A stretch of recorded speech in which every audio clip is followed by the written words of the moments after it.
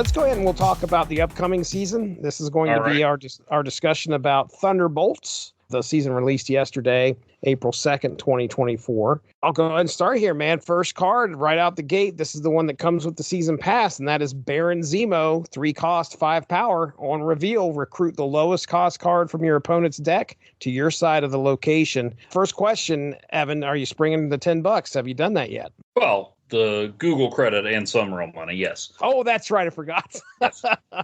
Yeah, I did. That one looked like too much fun, and that's the one I wanted to put into my Exterminators deck. I've already got Yondu, Gladiator, Cable, stealing cards from the deck. Zemo's another one, and you get to immediately rub your opponent's nose in it. It's true. Although, the first 2 times I used Zemo against 2 different opponents, the card that he recruited was Blade. Oh, no. Which, at first, I just thought it was a lousy coincidence, but I was talking to a friend of mine who said that when this season started, he started packing the Hood in his decks, that was the card they would steal.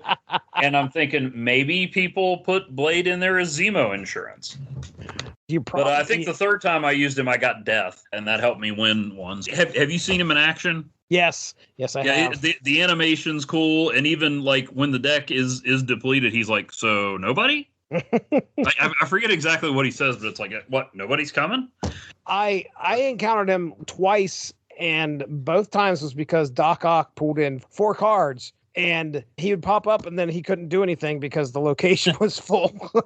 I saw that happen to him twice. But he got in there, and again, he's not going to be the game breaker or anything like that, but he could definitely help out. It's nice to actually get a card from somebody. It takes that card out of that deck, puts it on your side. You get 2 cards played. No telling what the power will be for that card that you're grabbing, but also you got to think that person now has that 1 less card to draw, which impacts their deck, plus gives you a little bit of a boost as well. So I think he's definitely a factor out there for sure. Yeah. I've used him on like the kiln when you don't have as much time to fill it up, or Mojo World where you're trying to fill it up fast, or the raft. He's great in those situations. Smart. And I think I played him on Camartage a time or 2. That deck is just all about getting rid of cards. I go back and forth having Gambit in it, but like I've got Cable, Baron Mordo, who doesn't get rid of a card but can make it pretty useless. Yondu, Gladiator. Usually by the end of it, their deck's pretty empty, and then I've got Silver Samurai and Black Bolt in there to start taking stuff out of their hand too. That's beautiful. And then Death. I had Death and Null in there, but it didn't always get to the point where it was worth having. I just had to choose one or the other, and then since Death, you can get her pretty low. I did that. I've got Negasonic in there too, and then Swarm doesn't exactly fit the theme, but he's in there for hopefully Gambit to toss or Silver Samurai to discard. You don't really lose anything that way. Nice, very nice. Oh, and then Shang-Chi, of course. Oh yes, oh yeah. Got to knock out that big guy on the other side. Next up, Red Hulk, 6 cost, 11 power. When your opponent ends a turn with unspent energy plus 4 power, if it's in your hand or in play. The Red Hulk sits there, and if your opponent is playing and not using all of their energy, then this thing goes up plus 4 power. And yeah, I've seen them a lot. I think a lot of people sprung for Red Hulk. I've seen him in quite a few decks just in the few days that I played here, couple days. And the unfortunate thing is he's facing the deck that I have has Shang-Chi in it. Mm-hmm. And also Cannonball. You could lay him out there, and I'm going to wipe the floor with him anyway if he shows up and I've got a lane covered by Professor X. The other thing is that, and I put this in the notes, is that I can't believe that they actually show you your opponent has him. I thought... Oh, I didn't realize that. Yeah, like... I haven't seen him that much. If you're sitting there and you're playing and you don't use energy, the Red Hulk will show up for a quick second. The card will show up, and then you watch the power go up by 4, wow. and then it goes away. So if he's going to be coming out, which really, it kind of blows my mind that they do that. I put in here to pair him with Sunspot and Armor. I don't even know if you need to do Sunspot, really, because Sunspot is there over it. If your opponent's not using energy, they want Sunspot over there. But either way, Armor's a good one to have out there just in case, so you can lay him out there and not get Shang-Chi'd. But Cosmo too. Cosmo, yes. Yeah, that's. I mean, that's especially if you're not using many on reveals. Agreed. That's where Cosmo gets squeezed out of my decks. Is I'm like, he might cramp my style. Kyra's another good one. Oh yeah, yeah. Kyra would protect him. Definitely want to get him, but the next one we'll talk about him and one of his spotlight cash mates. I want, so I'm trying to decide whether I should just use that 6,000 on Red Hulk. But man, I really would like to get Cannonball. Ideally, I would use a spotlight key and get Red Hulk first thing. Then use 2 spotlight keys next week and get the featured card and Jeff, and then have 6,000 tokens. But I did have a stretch like that once where I got the featured card with 1 spotlight token twice in a row, but I'm not counting on that. Right. I don't know. Out of those 4, I think there's probably gonna have to be one that I say, maybe not, or maybe I just wait on Red Hulk and see how everything else goes on that. Yeah, I think as far as what do we got? 6 cards here this season. 1, 2, 3, 4, 5, 6. I've got him about the middle, I would say, as far as if I want to get that card. Yeah.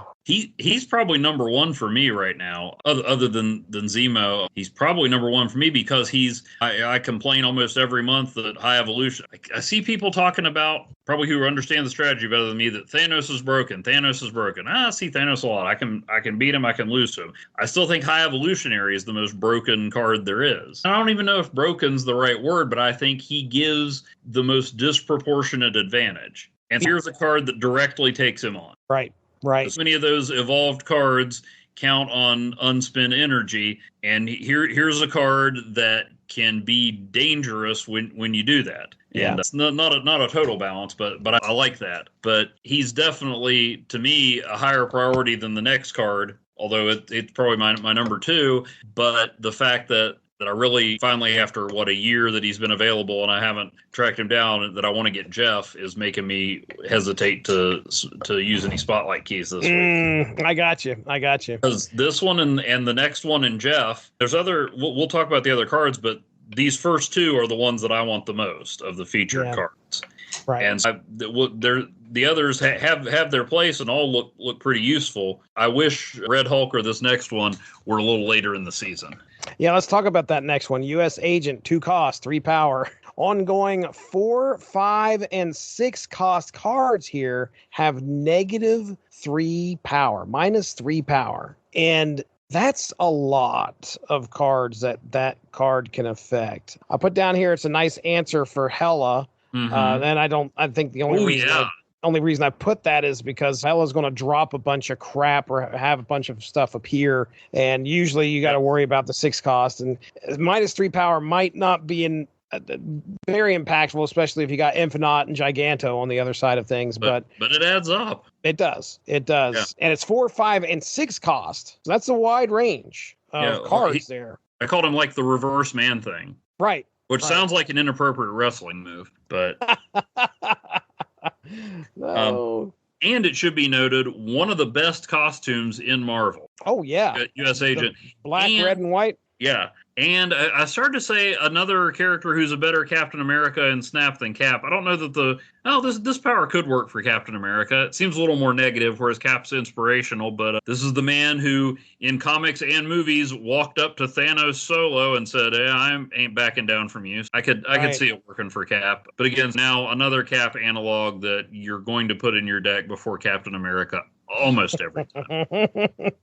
And you also got to remember this is an ongoing 4, 5, and 6 cost cards. That's you as well. Yeah, you pair them with Luke Cage, or another thing. Love going back to that Silver Surfer deck, which doesn't have a lot of 4, 5, and 6 cost cards. He could hang out with the Brood or something like that. Oh yeah.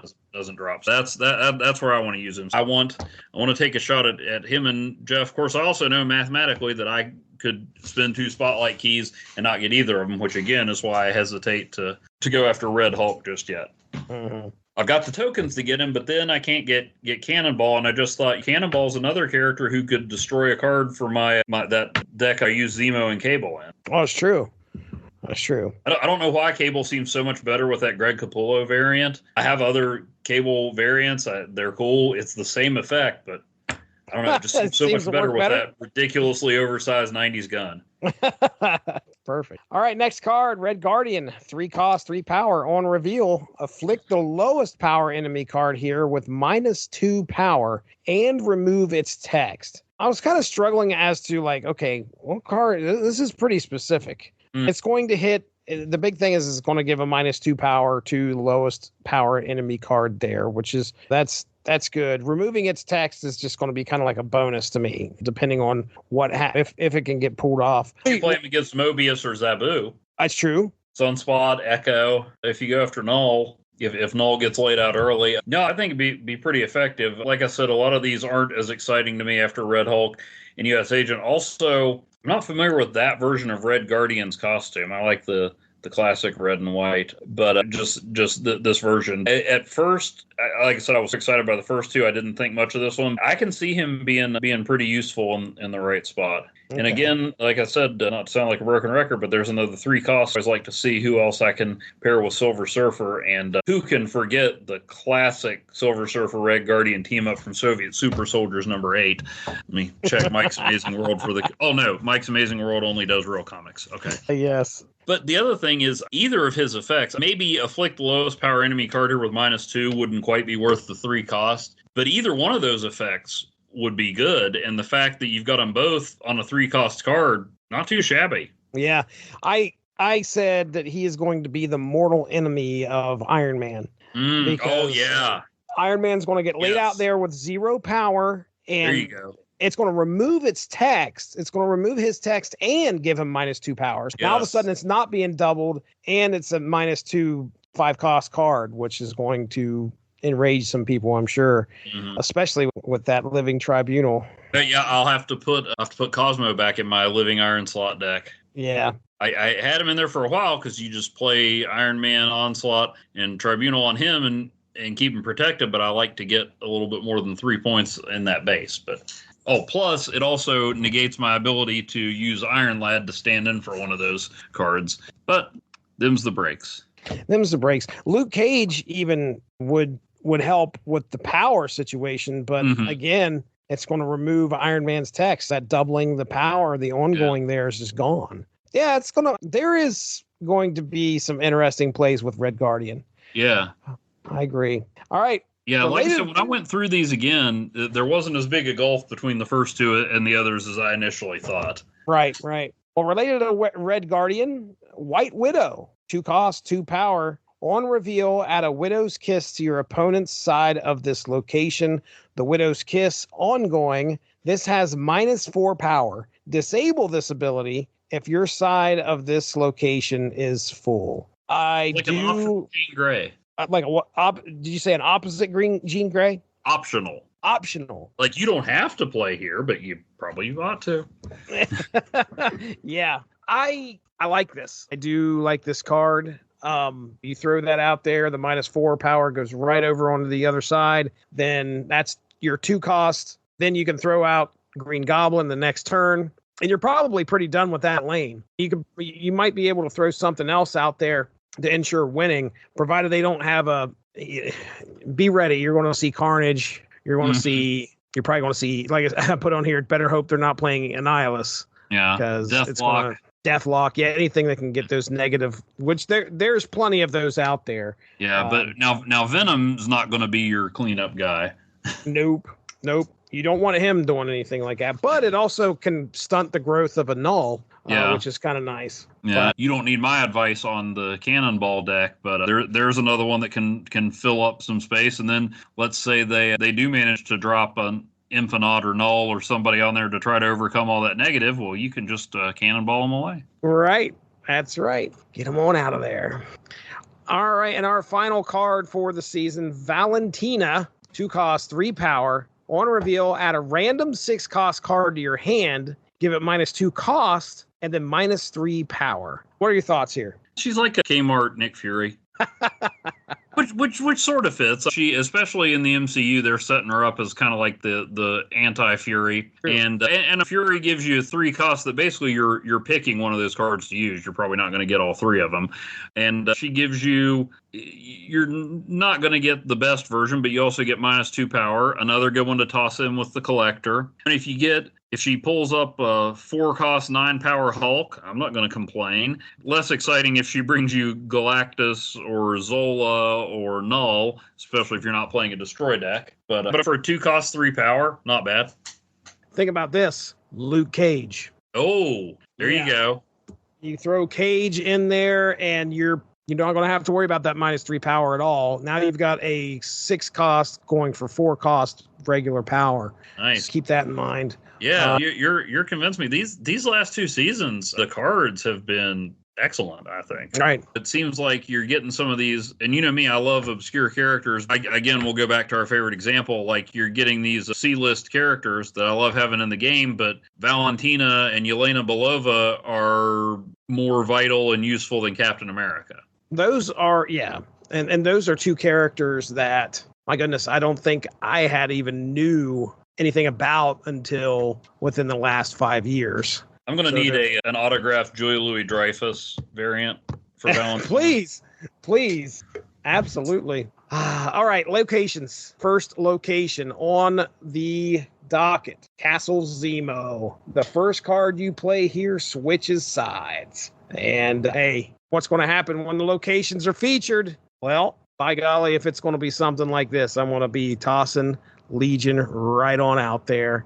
Yeah, the plan is turn 6. You toss Legion as long as you've got the ability to play first. Mm-hmm. That's all you need. That's all you need.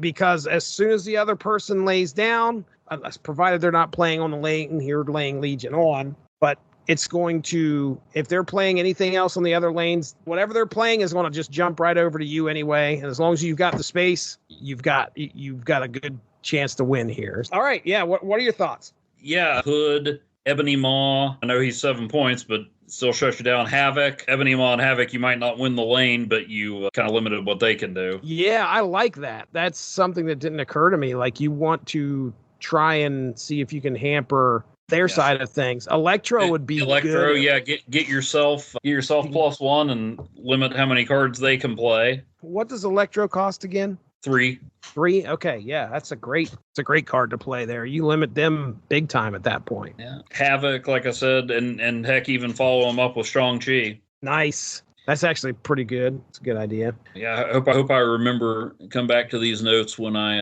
need to make that deck. Next up, Thunderbolt Tower. After turn 5, give all the cards here -2 power. I stole from your notes, so I'm going to let you go first. Well, and I'm looking at my notes and wondering why I put Thunderbolts Mountain. There was a Thunderbolts Mountain. Luke Cage, who led the Thunderbolts at one point. So very comic accurate, although if you want to be super comic accurate, use the Pixel Luke Cage, because that's his Thunderbolts outfit. Nice. Very nice. Put him on there, and then you don't lose the 2 power, or send him some goblins or some shenanigans with Viper and Annihilus, Debris. Actually, Debris you wrote down, but I thought of it too. Okay. Fair enough. Well, you better stop stealing yours. I'm like, oh, that's a good idea, Jesse had. but you load up the other side, or have folks on your side that can take a drop in power. Right. I definitely had, of course, Legion listed. If you can get Legion out there, well, if you lay them out there turn 5, you're good. Yeah. Earlier the better, whatever. And have Luke Cage in there too. Yeah, you got to have Luke Cage. I've already got a deck with Legion and Luke Cage. Maybe I'll just run that one. There you go. But you've got to prepare, because that other person that you're playing against is going to have Luke Cage as well. You need Enchantress and you need Rogue to steal that Luke Cage power and get them to steal his Thunderbolts. Yeah, that's perfect. I like it. All right. Well, there you go, ladies and gentlemen. That is our preview of the upcoming season Thunderbolts, which has already hit. By all means, if any of these strategies work for you, let us know. If they don't let us know. We appreciate that anyway, that you at least attempted to make them work. And we aren't responsible for how you play Marvel Snap. Yeah. And hey, if you have your own strategies you want to share, check out @SnapMaterial on X, formerly known as Twitter, and share some of those decks. We would like to see that for sure. Thanks a lot for joining us. Make sure to tune in tomorrow for the next installment of Snap Material.